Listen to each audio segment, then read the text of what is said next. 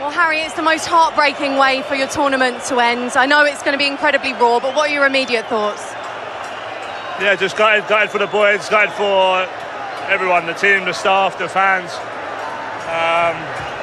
Yeah, we played a good game for the large majority of it. Once we went 1-0 up, we seemed to just try and hold on, which, you know, at this level is not enough. So just gutted because we've worked so hard to be here, and the lads have given every last bit of running, sweat, blood, tears, whatever it is. So to fall short like we did today is just gutted. Why was it so hard to get any momentum after the goal, do you think? Yeah, we struggled to get pressure on the ball. I thought, especially first half and start of the second half, we pressed them well. We put them under loads of pressure, especially high up the pitch, which then allowed us to win balls, control the game a little bit better. After the goal, whether it's them putting more men forward or us just not being able to match them man for man, it just was wave after wave, and we were trying to hold on. Lads were putting blocks in, but in the end, it was just it wasn't enough. Did it feel at the end that after the exertion you put in the last two games, perhaps it was almost one ask too far to find another response? Yeah, I don't know. The boys always are ready for any moment in the game, and when we went ahead, the messaging was to go again and get another goal, and and then obviously once they scored their 2 goals, it was to try and find something, but we couldn't quite get the momentum back in the game. You're having to do this interview down the Argentina end of the pitch as well, which makes it even more difficult. But what can England learn from this? What can you take forward? Yeah, we had a lot of good moments in this tournament. A lot of good games. Another semi-final. We talk about knocking on the door. We're close. We just need to find that missing piece in the final stage of the tournament. You know, these tournaments take it out of you so much. Effort and pressure and mentality, and we've shown a lot of that throughout the whole 6-7 weeks we've been together. But yeah, we're just missing that final piece. Thanks for talking to us, Harry. 2 goals in 6 minutes and 34 seconds put Argentina into their second successive World Cup final. They have come from 1-0 down to beat England by 2 goals to 1. That winner in stoppage time, Lautaro Martinez, making it 2-1. And for the fans here in Atlanta who couldn't get their hands on any tickets, well, they enjoyed a great semi-final. And although he didn't score in this one, the world's best player made the difference for Argentina. How lucky are we to witness his greatness? Plenty more post-match reaction from a great semi-final next. Player of the match, sponsored by Michelob Ultra. I think you know who it is. The 39-year-old who has dominated this World Cup, whether he scores or not. His dream of back-to-back World Cups is well and truly alive. Lionel Messi. As we welcome you back to Atlanta Stadium, let me just put you in the picture. Well, you can see it behind me. The Argentina fans, very few of them have left their seats, and they are serenading the Argentina players in front of them, especially directly behind us, as you can see there. It's a beautiful scene for the defending world champions. Now we can finally know where they were and how many were there. I know. Look, what do you think? A 70-30? Yeah, that's all it was. That's all it was.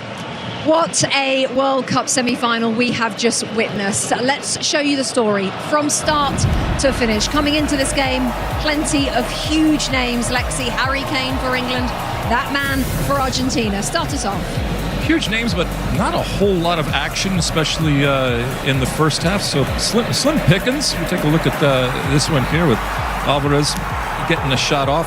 Jordan Pickford seeing it all along and just gets something on it here, but few and far between when it came to opportunities. So let's get into this 55th minute. And finally, the deadlock is broken. Watch this ball. My goodness, from Rodgers. Watch the way that he curls it right around the back of the defense. And I'll tell you what, Anthony Gordon, 1, way to be onside, and 2, on that second hop here, look, or the first hop here, look at this. To just steer it into the far corner, and now you think, oh my goodness, deadlock broken. David Beckham's happy. Everybody's happy from an England perspective, and they believe. And not so fast. You got to play defense. Argentina starts to grow into the game, getting opportunities. Wonderful tackle here. Spence, he just reads this perfectly. He has to be perfect in this moment, and he is. Gets to the ball, potentially saves a goal. Simeone on the ground, but they keep coming. But Lex, Lionel Messi started to play his symphony.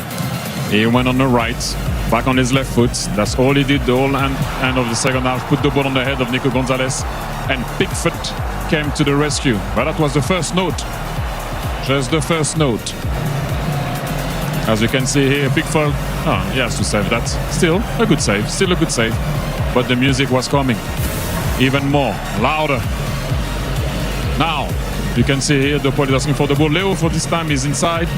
What a cross, by the way. And we all thought that the ball was in because we had the view from the other side of where we are. I was like, oh, that's a goal.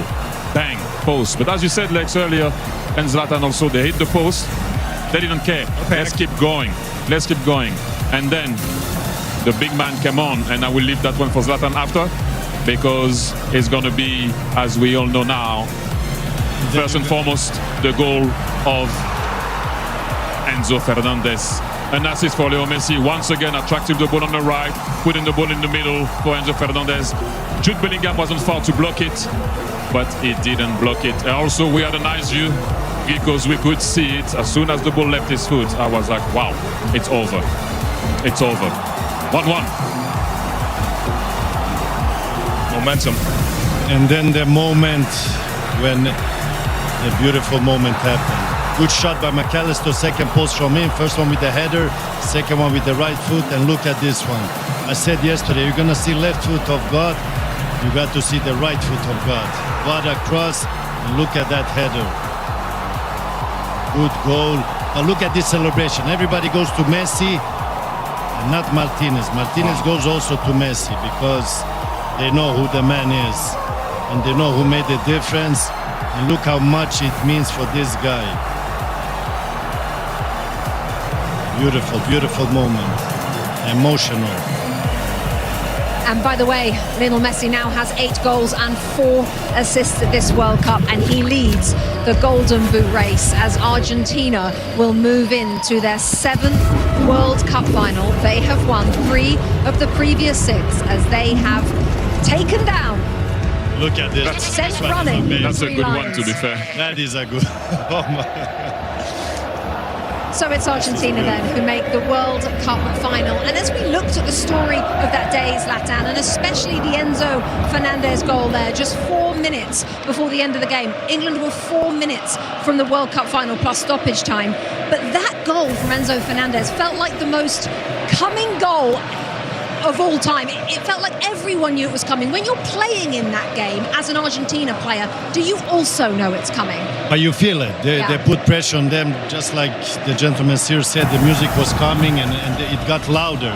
They got a lot of opportunities. They hit the post. They had other opportunities after that also. Then you got to see here the shot from Enzo Fernandez. By the way, what a game he did also, Fernandez. Magic also. Look at this shot. Not a power shot, but precision. Precision, a little knuckleball there, or what do you say, Thierry? Whatever it is, it's beautiful, and the ball went in. That's the most important. They got done on the corner. And this makes England even more in deeper water. How do you say? Like exactly that. Oxygen finish. But before that, they were too defensive. Listen, we can say about Argentina, they're amazing. Messi is amazing. But England, they were too defensive. And I'm interested, Thierry, from an England player's point of view, when you are then going deeper and deeper and your manager is essentially sending that message on, I assume, you tell us, do you know you're doing it? Are you trying to step up? Or what happens in the psyche of a player? First and foremost, I'm going to have to bring you back to when you're on the bench as a coach. Things go so quickly. We sit here, we're calm. We're having a sandwich, we're having a coffee, and we're like, oh, I would have done this, I would have done that. Right. Now we need to analyze it. Thierry, explain with Rashford what happened. We need to analyze it. Rashford was supposed to come on just before Gordon scores. Then Gordon scores, then suddenly 5 minutes after he goes into a back 5.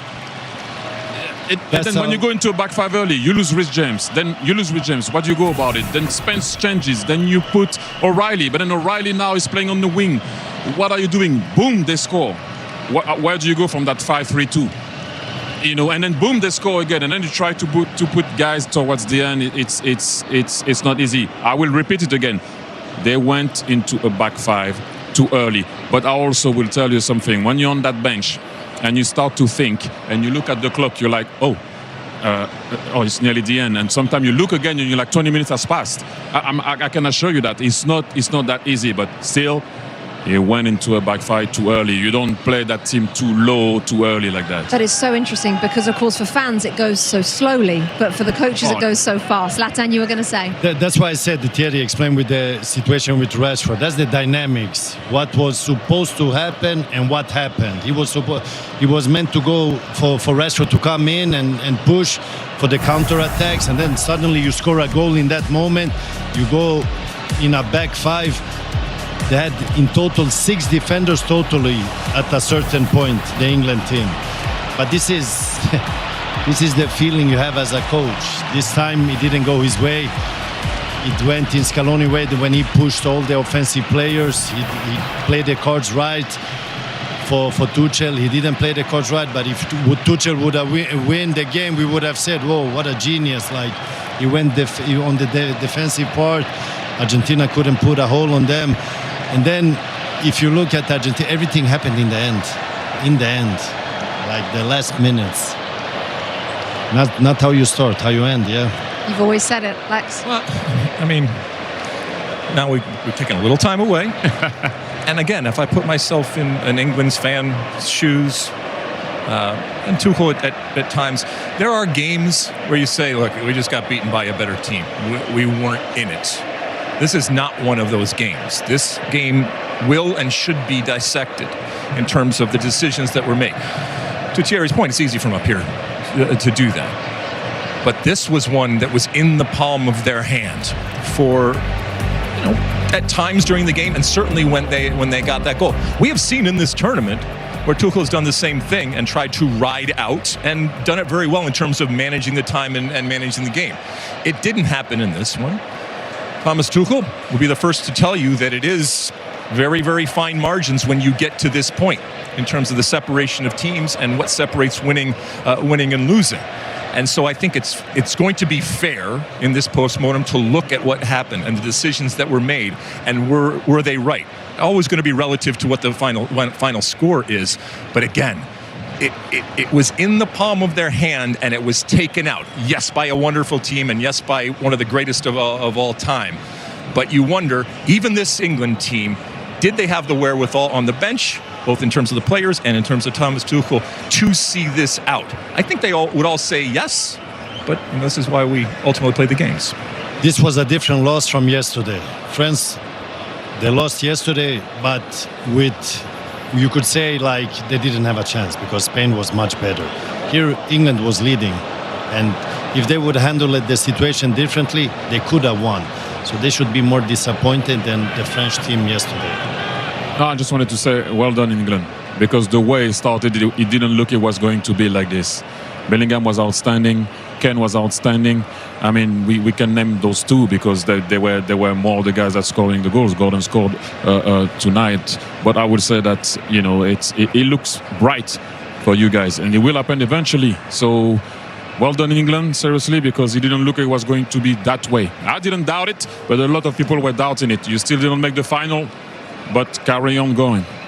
Okay, chaps, thank you. Lots more to come from the gentlemen. But for the Fox moment of the match, sponsored by Ferrero Rocher, incredible scenes in Buenos Aires. And here is why they are celebrating. Lautaro Martinez came on in the 81st minute. Look at that scene, by the way.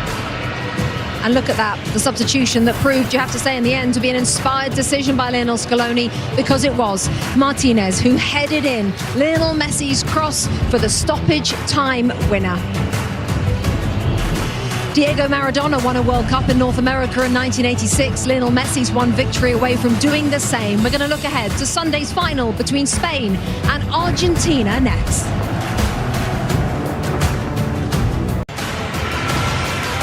fans in Buenos Aires, they're in dreamland. Worth seeing that shot again, isn't it? Argentina coming from behind today to stun England in the latest chapter of this storied rivalry. The holders are off to Sunday's final. England coming up short in their quest again to end a 60-year trophy drought. It's yet another near miss for Harry Kane and co. And Harry Kane shared his thoughts after the match just a few moments ago. What can England learn from this? What can you take forward? Yeah, we had a lot of good moments in this tournament. A lot of good games. Another semi-final. We talk about knocking on the door. We're close. We just need to find, that missing piece in the final stage of the tournament. You know, these tournaments take it out of you so much effort and pressure and mentality, and we've shown a lot of that throughout the whole 6-7 weeks we've been together. But yeah, we're just missing that final piece. Jules, Carly, Landon, thank you so much. We are going to talk about the World Cup final in just a second. I've just been handed a stat that backs up everything that these three said, not just post-game. I have to say, throughout that second half, the average possession between England's goal, the Anthony Gordon goal in the 55th minute, to Lautaro Martinez's winner, the average possession, 12% England, 88% Argentina. We have talked that to death. It just backs up what you guys were saying. Spain-Argentina, Alexi. What are you excited for that? Everything. It was interesting, off air I was asking T, what do you think Spain wanted more or felt was a better matchup for them, either England or Argentina? You think it was, they would rather have had England, right? Yeah, I actually didn't finish when it's because of what does Leo represent in Spain. He played all his career there, and the fear that they I said, because we can see that they're a good team, that they might have facing him might be stronger than any other human being because of what they've seen so many times in their country. That's the reason why. Well, what we saw over here, we came on air, and I was calling it a knife fight, and it was, with the fouls and the yellow cards and just the beautiful ugliness, if you will, of this game. And we talked about the game yesterday that involved Spain. That was a much more refined type of affair, and so now you have these kind of two competing cultures clashing in this final. What we saw yesterday from Spain in terms of the possession, I don't think that that's necessarily going to change against a team like Argentina. I will say this, time and time again, we have questioned this Argentina team in going to the well and wondering if it's going to come up empty. Again here tonight, they showed that it isn't. But is this the night where they took that last scoop? I don't know. Are you going to bet against them with a guy like Messi and with what this team is? There always seems to be a little bit of water in this Argentinian well, and it's served them well. Zlatan, the final? Listen, Spain handled France very good. I believe they can handle this Argentina also. They're going to play their possession. Argentina is not a counter-attack team. They like the way they played today. Obviously, England went too defensive and they had the possession. They were attacking. But I believe Spain is going to do their thing. They're going to play collective. They're going to give and go, keep those passes go around. And then you're going to challenge on the sides with Yamal. And I believe Argentina, if they don't have patience, they're going to start hunt the ball and lose patience and be more aggressive. But I believe Spain is going to dominate that game. For me, look, what else do you want? European champion versus South American champion and world champion. Lamine Yamal versus Lionel Messi. The future, and this guy is the past, the present, and the future, and the forever. So, yeah. Let's wait and see what's going to happen, but I'm excited to see that. Obviously, I would have loved to see France there. You would have loved to see England there. But we're going to play for the third and fourth place. Maybe we should go to Miami and do that one. No, I'm okay. Listen, we are not in the final. England, France, none of us. US. All failed. But we are going to the final. We are going to the final. That was sure that we were going to the final. We're going to have a party either way. Even after the red together? Yeah, but she got suspended one game. She was back after that one game. Not only are we going to the final, it's a 4-hour build-up as well for you on Sunday. 11 a.m. Eastern is when 4 hours, my friend. Now with the World Cup winding down, the summer of soccer rolls on as MLS returns Friday night on Fox with a doubleheader. Nashville SC take on Atlanta United, then it's LA Galaxy against LAFC. MLS Friday night on Fox. Lionel Messi not quite ready to return to Inter Miami, though. He still has a World Cup final to look forward to. Plenty more to come on Argentina's victory over England when we come back. 2026 post-game on Fox is presented by Michelob Ultra. Celebrations in Buenos Aires with holders Argentina off to the World Cup final. They came from behind to beat England tonight 2-1. And Argentina victorious in the last match in Atlanta this summer, much to the delight of tens of thousands of fans in Buenos Aires. The defending champions came from behind to stun England.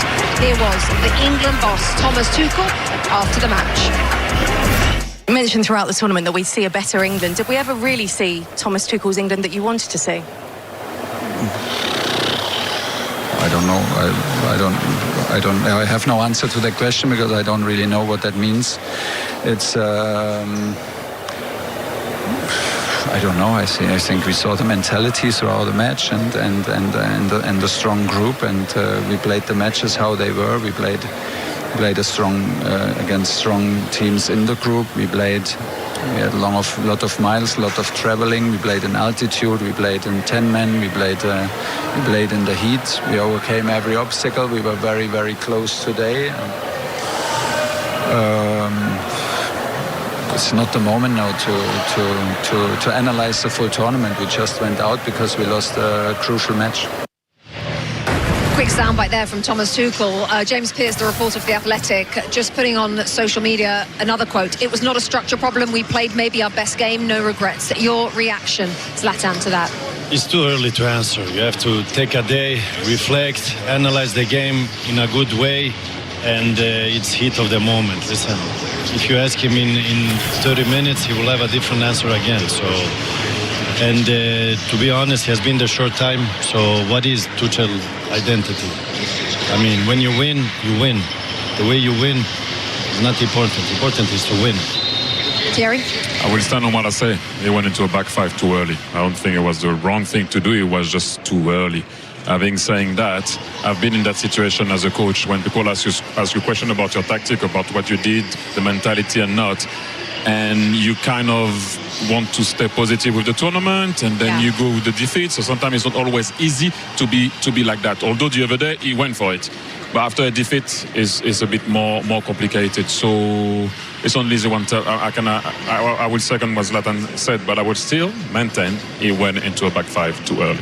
Final word. The other day he had lots to say in terms of answering the question, and today he can't even understand the question. I thought it was a simple question. I didn't think it was a gotcha question, but I get it. It's in the heat of losing this game. But I think it is a question that needs to be answered because he constantly talked about seeing the best of this team. I'm not sure we saw the best of this team today. Gentlemen, thank you for your support this evening. Support being the operative word, by the way. This World Cup began with a record 48 teams. Spain and Argentina, the last two standing. Coverage of Sunday's final begins 11 a.m. Eastern. We bid you farewell today after the defending champions live to fight another day.